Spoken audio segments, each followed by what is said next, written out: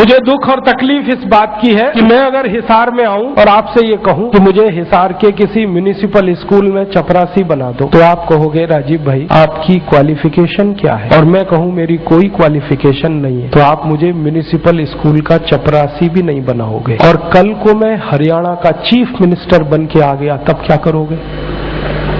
उसी zero qualification पर मैं हरियाणा का अगर चीफ मिनिस्टर बनकर आया तो आप मेरे गले को मालाओं से लाद दोगे और जिंदाबाद इतनी करोगे तो सारा शहर बहरा हो जाए। ये विडंबना है हमारे देश की।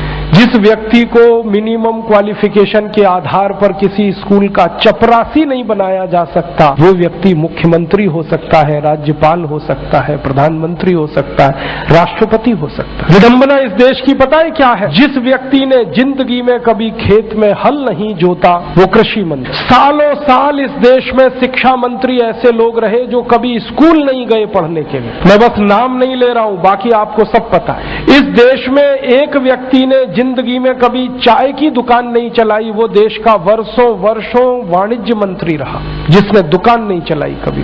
फाइनेंस का जिसको ABCD नहीं आता वो सालों साल इस देश में वित्त मंत्री रहता है। जिसने कभी अपने बेटे और बेटियों को भारत की सेना के लिए भेजा नहीं कुर्बान होने को, वो देश का रक्षा मंत्री हो सकता है। और जिसको अपनी रक्षा करने के लिए सैकड़ों जवान लगते हैं वो देश की क्या रक्षा करेगा?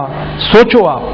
जिस व्यक्ति को जिंदगी में कभी विज्ञान और तकनीकी का अंतर पता नहीं है वो साइंस और टेक्नोलॉजी का मंत्री हो सकता है, और जिसको इनमें से कुछ भी पता नहीं है वो प्रधानमंत्री हो सकता है। इससे ये विडंबना है हमारे देश की।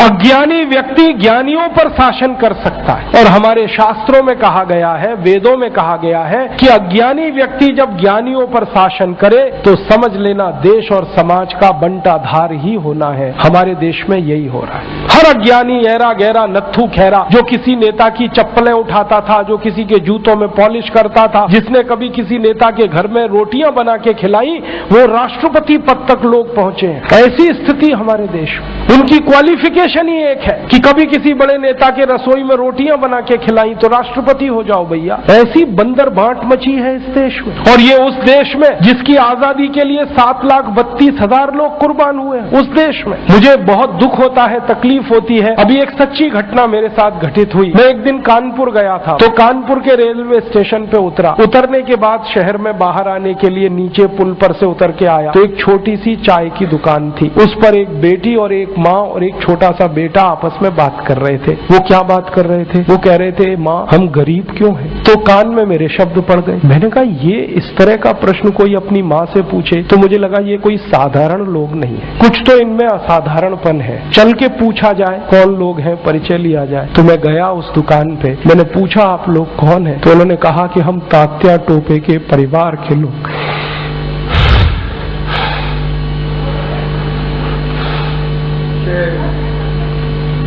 हमारे देश में तात्या टोपे के परिवार के लोगों को चाय बेचनी पड़ी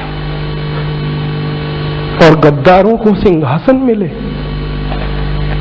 ऐसा ये देश हो गया। जिन लोगों ने तात्या टोपे को मरवाया था वो इस देश में मुख्यमंत्री रह चुके हैं, आपको मालूम है। और एक एक राज्य के नहीं, 2-2 राज्य के मुख्यमंत्री रह चुके हैं। तात्या टोपे का गुप्त पता जिन गद्दारों ने अंग्रेजों को बताया था, उस खानदान के कई लोग इस देश में मंत्री रह चुके हैं। झांसी की रानी लक्ष्मीबाई को जिन्होंने मरवाया था वो इस देश में मंत्री रह चुके हैं। और तात्या टोपे जिन्होंने जवानी लगा दी देश के लिए, उनके परिवार के लोग चाय बेच रहे हैं। ये देश है और ये अब बर्दाश्त नहीं होता, और ये बर्दाश्त होना भी नहीं चाहिए किसी को। सारे देशभक्त हमारे वीडियो को लाइक, शेयर और हमारे चैनल को सब्सक्राइब करें। जय हिंद।